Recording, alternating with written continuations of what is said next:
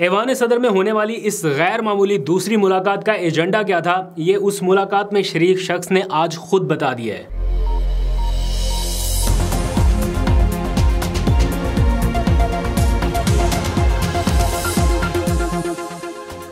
बिस्मिल्लाहिर्रहमानिर्रहीम, अस्सलाम वालेकुम। पाकिस्तान और दुनिया भर में देखने और सुनने वालों को अब्दुल कादिर का सलाम।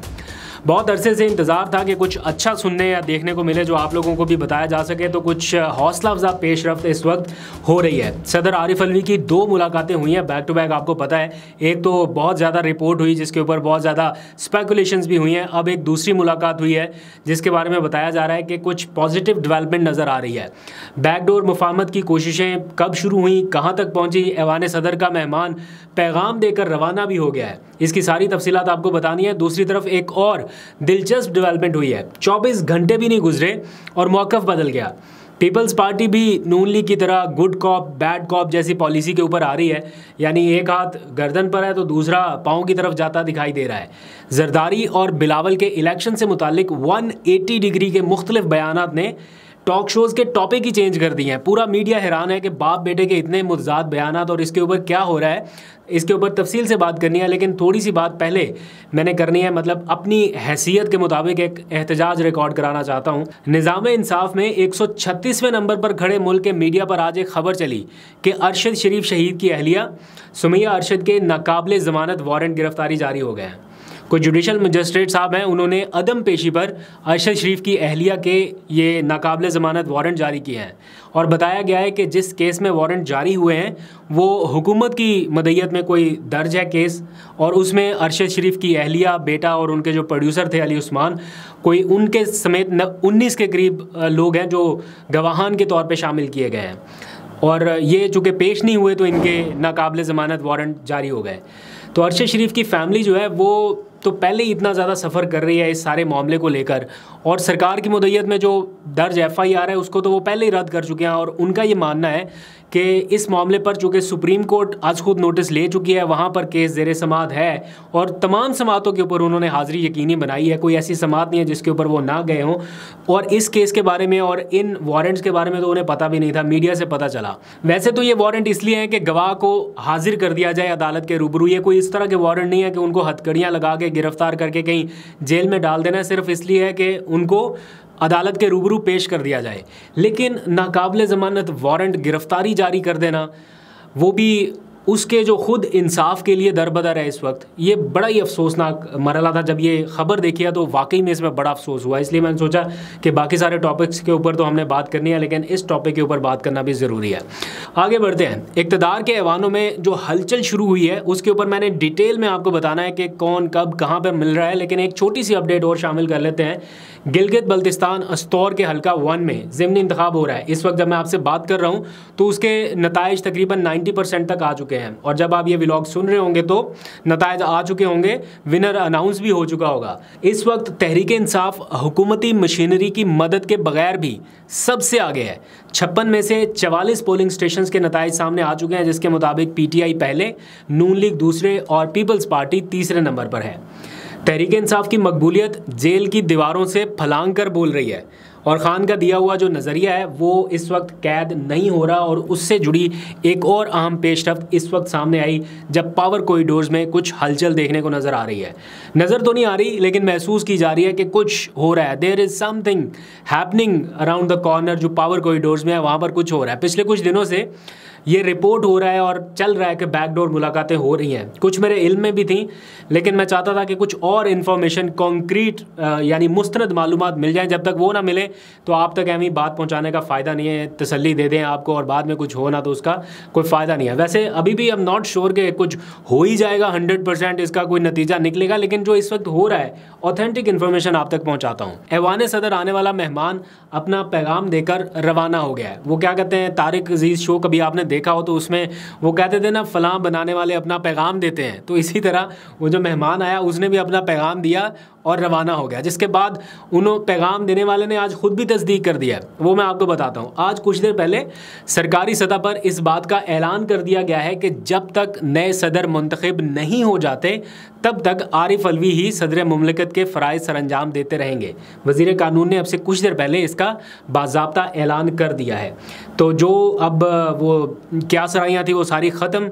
ये डिसाइड हो गया कि आरिफ अलवी प्रेसिडेंसी के मेहमान और कुछ अरसे तक रहेंगे। इस दौरान अब होना क्या है, मुलाकातें हो रही हैं, और मुलाकात की किसने है, उसका एजेंडा क्या रहा, ये मुलाकात करने वाले ने आज ख़ुद बता दिया है। आपको मालूम है कि चंद रोज़ कबल 2 अहम शख्सियात की सदर से मुलाकात रिपोर्ट हुई, कुछ ख़बरें मंजर आम पर आईं। उसके बाद मोहम्मद अली दुरानी ने कल सदर मुमलिकत आरिफ अलवी से मुलाकात की, जिसे मीडिया ने अनयूजुअल या गैर मामूली मुलाकात के तौर पर रिपोर्ट किया। कुछ अखबारात में मैंने देखा हेडलाइन लगी थी जिसमें ये लिखा गया कि ये अनयूजुअल मुलाकात है, बल्कि कई अखबारों ने ऐसा रिपोर्ट किया। तो कुछ ने ये कहा कि कोई ब्रेक थ्रू भी आने वाले दिनों में हो सकता है। आज इस मुलाकात के हवाले से मोहम्मद अली दुरानी ने ख़ुद ना सिर्फ तस्दीक कर दी है बल्कि उसकी कुछ तफसीलात भी बताई हैं। इन तफसीलात में जाने से पहले आप ये जान लें कि इस वक्त संजीदा जो शख्सियात हैं वो सियासी जमातों में मुफाहमत कराने के बारे में सोच रहे हैं, और ये सोच कोई वन साइडेड नहीं है। जैसे पहले सिराजुल हक ने एक अटैम्प्ट की थी कि उनको किसी तरफ से हिमायत या सपोर्ट हासिल नहीं थी या कोई बैकिंग पे नहीं था, लेकिन अपनी मदद आपके तौर पर एक गुड जेस्चर के तौर पर वो आए कि जनाब मैं मुलाकातें करूँगा। उन्होंने इमरान खान से मुलाकात की, उन्होंने शहबाज शरीफ से मुलाकात की, कुछ और हलकों से भी मुलाकातें हुई, लेकिन कुछ हासिल नहीं हो सका और वो फिर हट गए। पहले वक्तों में भी जब इमरान खान साहब का धरना चल रहा था उस वक्त भी ऐसे बहुत सारे करैक्टर सामने आते थे कि हम जनाब कोई ब्रेक थ्रू कराते हैं, तो वो मुलाकातें करने लगते थे, लेकिन इसका होता कुछ नहीं है जब तक दूसरे स्ट्रॉन्ग फ्रीक की तरफ से आपको बैकिंग ना हो। तो अब जो मुलाकात हो रही है इसके बारे में बताया जा रहा है कि ये वन साइडेड मुलाकातें नहीं हैं। इन बार इन कोशिशों को संजीदा हलकों की कहीं ना कहीं 100% मैं नहीं कहता, लेकिन कहीं ना कहीं मुआवनत हासिल है। रिपोर्टेडली ऐसा बताया जा रहा है। 3 चीज़ें हैं जिसके ऊपर फोकस है। पहला मुफाहमत, दूसरा डायलॉग और तीसरा इलेक्शन। ये 3 चीज़ें हैं जिसके ऊपर बातचीत हो सकती है। और एक मईशत, ये भी सबसे इम्पॉर्टेंट, बल्कि टॉप प्रायोरिटी तो मईशत ही है। इसके ऊपर आपने देखा है कि किस तरह से इस वक्त कोऑर्डिनेटेड एफर्ट हो रही है और हर मुमकिन कोशिश हो रही है कि किसी तरह से मुआशी मामलात को ट्रैक में लाया जाए। जो लोग अब इसमें पढ़ रहे हैं या पढ़ चुके हैं उनका ये मानना है कि टकराव की सियासत नहीं होनी चाहिए, मईशत की बहाली और दहशतगर्दी का खात्मा ये बहुत ज़रूरी है, और उसके लिए सियासी महाजराई पहले ख़त्म करना होगी। और बाज़ हल्के पुरुमीद भी हैं कि इलेक्शन के लिए कोई ना कोई रास्ता निकल आएगा अगर कोई सियासी मुफाहमत होती है। इस सिलसिले में सदर से मुलाकात करने वाले मोहम्मद अली दुरानी ने इस बात की तस्दीक भी कर दी है कि वो मुफाहमत और महाजराई के ख़ात्मे के लिए किरदार अदा कर रहे हैं और मज़ीद भी करते रहेंगे।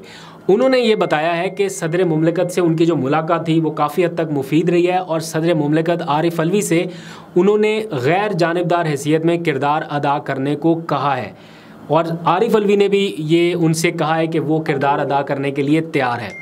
मामला इलेक्शन की तारीख देने या ना देने का नहीं है, बल्कि सेनेट इंतखाबात से पहले इंतखाबात के इनकाद का है। मोहम्मद अली दुरानी ने बातचीत करते हुए बताया है कि मुल्क में टकराव और महाजराई से जमहूरियत को नुकसान हो रहा है, इसलिए सदर मुमलिकत से ये दरख्वास्त की है कि वो अपना जिस हद तक या जितनी भी अपनी कैपेसिटी में मुस्बत किरदार अदा कर सकते हैं वो करें, ताकि मुज़ाकरात और मुफाहमत के ज़रिए दहशतगर्दी का ख़ात्मा और मईशत की बहाली का रोड मैप वो बनाना मुमकिन हो सके। अब इस सिलसिले में वो समझते हैं कि तमाम सियासी जमातों को हालात की संगीनी का एहसास हो चुका है, इसलिए तजवीज़ ये है कि हुकूमत अदालतों का इख्तियार इस्तेमाल ना करे और जितने भी मुकदमात इस वक्त हैं उनका फ़ैसला अदालतों पर छोड़ा जाए। अदालतें समझे तो किसी को सज़ा दें, अगर नहीं समझते तो ना दें, लेकिन हुकूमत इससे अपने आप को पीछे निकाले ताकि संजीदा इक़दाम जो हैं वो मुज़ाकरात के हवाले से किए जाएँ।